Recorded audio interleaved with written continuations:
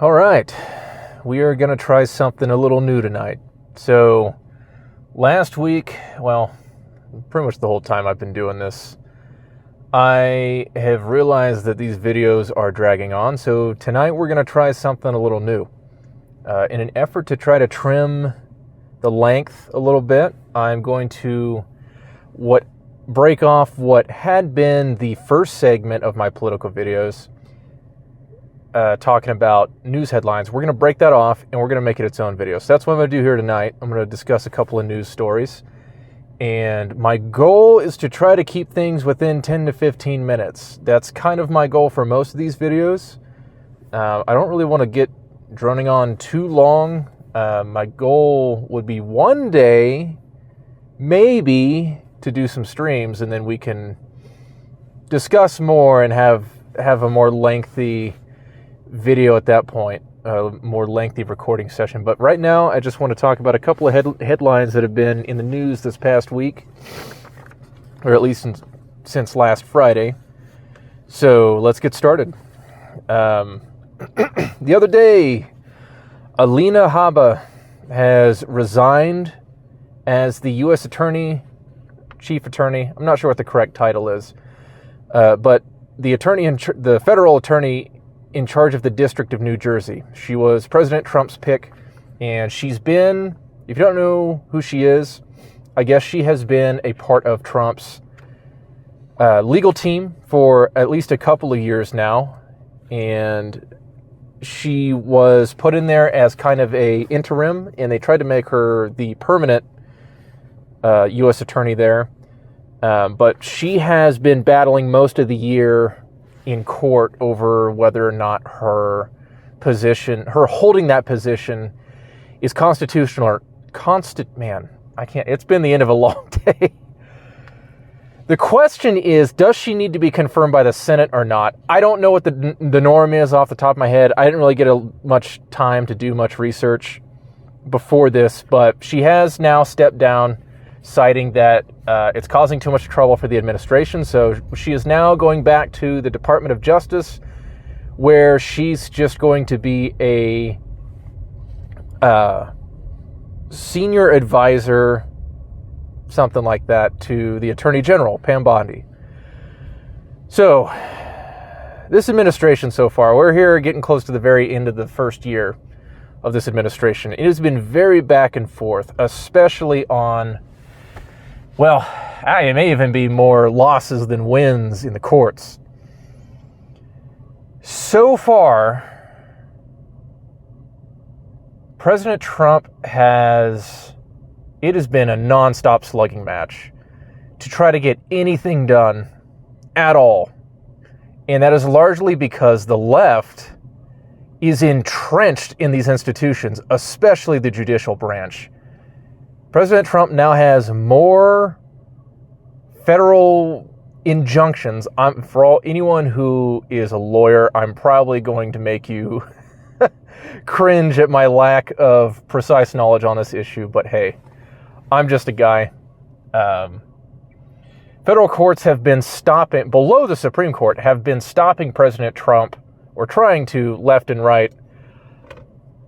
There have been a couple victories in the Supreme Court, and there have been a couple victories in the appellate level court, but then we get another district judge from some random corner of the country imposing an almighty injunction to just grind whatever it is this administration is trying to do to an absolute halt. And it is just insane to me. I don't know why President Trump doesn't just bulldoze his way through until the Supreme Court tells him he needs to stop. It is insane to me because it's not just that he has the most number of injunctions of any president, I think, ever. It is a massive gap. It's like all the injunctions over the last several presidents put together does not equal what he had. Things like this, I need to work on getting actual numbers, but it is an insanely high number. I want to say it's in the triple digits compared to a small handful in each of the previous administrations. And you cannot tell me that is because he's just trying to left and right break the the Constitution, trying to break the law left and right. Every president pushes his limits. Every president tries to overreach his authority. It's part of the system. Congress does it, and these judges are definitely doing the same thing. So it's just been endless frustration. And then the Attorney General, Pam Bondi,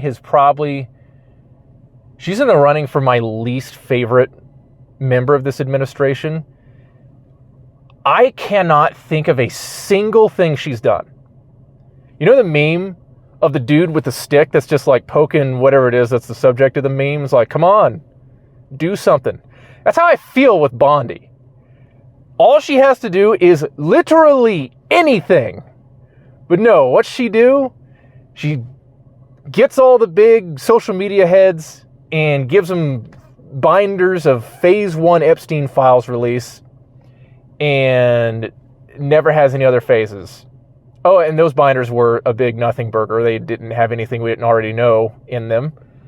And all of a sudden, it doesn't exist. It's all a hoax. It never did exist. The files were on my desk, but now they're not because they don't exist.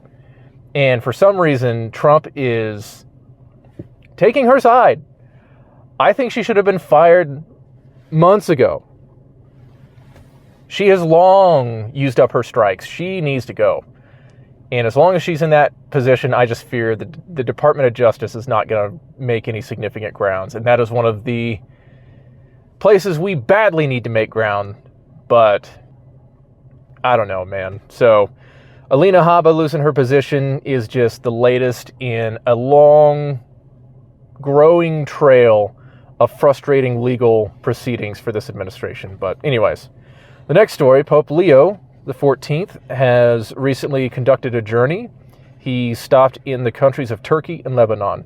And no, I'm calling it Turkey. I'm not calling it frickin' Turkey or whatever they want me to use. It's Turkey. But he stopped there and participated in the celebration of the 1700th anniversary of the Council of Nicaea. That took place in what is now Iznik, Turkey, but it's always going to be Nicaea to me, just as it's not Istanbul. It's Constantinople to me. I don't care. But he and the Ecumenical Patriarch of Constantinople, so basically the ranking Pope equivalent from the Eastern Orthodox Church, were there, as well as were a number of other major Christian leaders from some of the major traditions. And they prayed together and read, I didn't see the whole thing, but they read what I am almost certain is an edited or maybe just the Orthodox version of the Nicene Creed together at the site of Nicaea. Because I don't know how that would be anything other than the Pope just agreeing to use their version, or I think they might have omitted that section about the Holy Spirit proceeding from the Father and the Son, because it's been a source of controversy for a long, long time, so I don't see how that would have been resolved. But this is a big note, as these two gentlemen are trying to continue progress towards a possible one-day reunification of Rome and the Eastern Orthodox Church. Visible full communion between the two of them. I don't know how realistic that hope is. I'm not Catholic. I'm not Orthodox. So I am not super well versed in all of the complaints. I do know that this trip also happened to commemorate the 60th anniversary of the Common Declaration between Pope Paul VI and Patriarch Athenagoras. I apologize if I got that wrong, but this declaration 60 years ago removed the mutual excommunications that these two churches, or rather church leaders, had levied at one another back in 1054, when the Great Schism just began. So it was a big trip, big deal. Of course, he one point I will give to Pope Leo. He visited, I don't know if it was the Hagia Sophia or if it was another major mosque, but he did also, it's kind of a mixed bag with this trip. And I find that's kind of how I feel. It's how I felt about Pope Francis, and it's how I feel so far about Pope Leo. Where a point in his favor, he refused to pray. He met and was respectful and polite to some Muslim leaders in the area and visited a mosque and paid respects. But when they asked him to pray with them, he refused. And that's good. We don't need to have... Being respectful is one thing. We do not worship the same God. And I know Catholics disagree with me, and even the Pope would disagree with me on that. But it is my conviction that we do not worship the same God. I think the Eastern Orthodox believe that as well, that the Muslim God and the Christian God are two different things. But even though the Catholics do believe it's one and the same, that the Muslims just worship him in his incomplete form, not understanding, obviously the Trinity, it is still a positive note that he refused to pray in the Muslim prayers, because that would have been a major scandal. And then he also visited the country of Lebanon and participated in religious ceremonies down there as well, and greeted many of the Lebanese. And he conducted a press briefing on the plane on their way back to Rome, from Beirut, Lebanon, back to Rome. And said a couple things that, I get it. He's always going to push for peace and reconciliation and all that. But he is trying to say that Christians essentially don't have anything to fear from Muslims, and that we are just using, some of us here in the West and places like the United States are using prejudice. I don't want to misquote the Pope. I don't have an exact quote.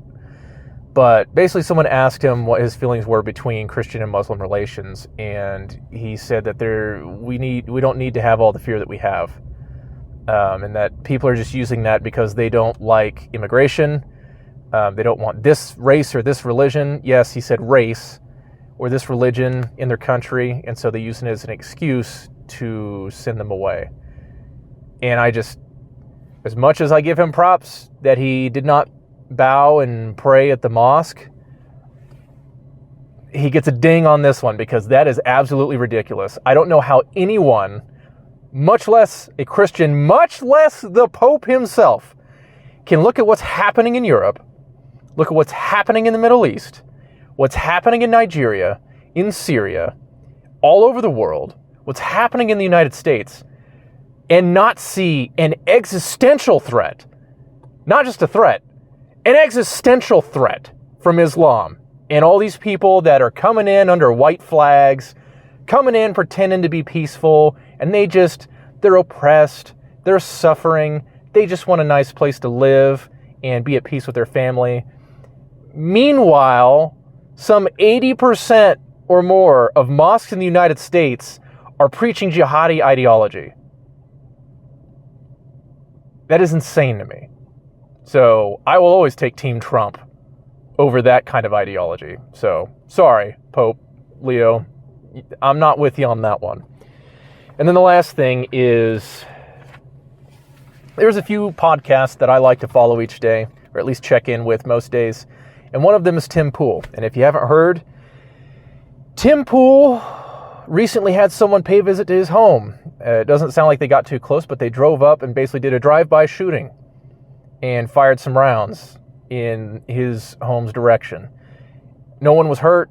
I don't know exactly how many rounds. No one, to my knowledge, has been arrested. But I watched last night him talk about it on his evening podcast, and he was understandably pissed about this and a number of other things, because no blackpilling, but things are not good right now on the right. Tim Pool is no stranger to intimidation and violence.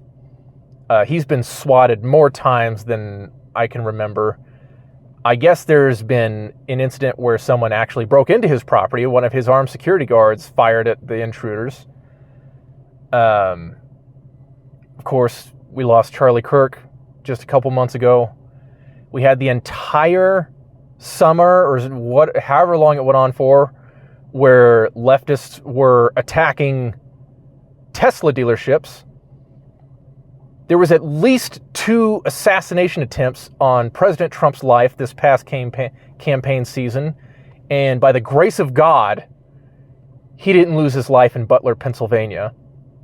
He only grazed him. And not that much further back, we have the frickin' BLM riots. We have all these churches and schools being shot up, usually Christian schools and churches, and it just doesn't stop. It is only continuing to escalate. And every time something like this happens, we see disgusting people come out of the woodwork and celebrate it, and cheer, and make lists of who's next, and encourage someone else that's crazy enough to take shots at the next big talking head on the conservative side. And people are starting to back up. Tim says that he's got a lot of people that are other conservative commentators, and they won't speak out against certain people, against certain events. And there's a lot of people, I guess, that are thinking about wrapping it up and calling it quits. And it's just, we are so fractured, especially with people like freaking Candace Owens just losing her mind and driving a wedge right in the middle of the right and nuking Charlie Kirk's Turning Point organization, is now trying to accuse them of being the ones to set him up. And we got midterms are just a year out, less than a year out now, and things have not become more affordable. Congressional Republicans are doing, about lost my cool there. They're doing nothing. And it's not looking good for the right. And if we lose the midterms, then this presidency is over. Because all that's going to happen is we get 27 rounds of impeachment efforts. That's all they're going to do. And then they're going to block everything everything this administration tries to do. What's not getting blocked in the courts, they're going to block in Congress. And the rest of the time, they're going to spend trying to impeach Trump or every member of his cabinet. And yeah, it's hard. It's hard not to black pill. And I know I'm a nobody. I have 5 subscribers as of this video. And I know in person every single one of them. But one day that may not be so. So how long is it until someone crazy tries to come after me and my family? God willing, that will never be the case. But people got to speak up, man. We can't just roll over. And I understand Tim's frustration. Sounds like there's going to be big changes. He's talking about ending his show. But maybe it's just going to change form. This isn't necessarily the first time he's brought up bringing it to an end. We'll see, man. It's bad. So pray, go to church. Christians, for the love of all that is holy, get out and frickin' vote. I'm going to harp on this a lot on this channel. You need to go vote, man. You need to get involved. It's already late in the game. Don't wait any longer. That next election, whatever it is, no matter how small it is, get involved, man. Do your research and get to the polls. We need you. Anyways, thank you guys for watching, and we will continue to refine these videos. I'm going to try to keep things on a regular schedule as much as possible. This may be a new Wednesday normal by the time I upload this video, but maybe I'll shift it to another day if I start finding something I want to do every day of the week. We'll see. But as of right now, I'm going to try to get 3 videos out weekly, one more focused on faith events. This one will be talking about the news, and then the last one of the week focusing on political topics. But thank you guys very much for watching. May our Lord be with you, and have yourself a wonderful day. Take care.